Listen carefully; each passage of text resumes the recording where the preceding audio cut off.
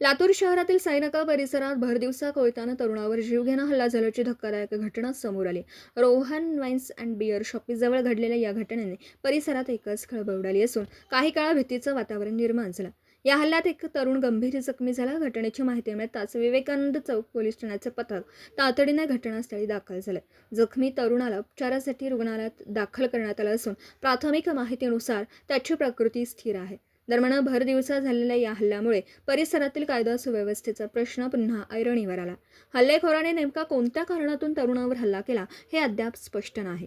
या प्रकरणी विवेकानंद चौक पोलीस ठाण्यात गुन्हा दाखल करण्याची प्रक्रिया सुरू असून हल्लेखोरांचा शोध घेण्यासाठी पोलिसांनी तपासाला वेग दिला आहे. सीसीटीव्ही फुटेज आणि इतर माहितीच्या आधारे हल्लेखोरांपर्यंत पोहोचण्याचा पोलिसांचे प्रयत्न सुरू आहेत. भर दिवसात झालेल्या या कोयता हल्ल्यामुळे साईनाका परिसरात मोठी खळबळ उडाली असून हल्लेखोरांवर पोलीस आता काय कारवाई करतात याकडे सर्वांचं लक्ष आहे. Bureau report, police times news, Sangli. Subscribe now and press the bell icon. Never miss an update.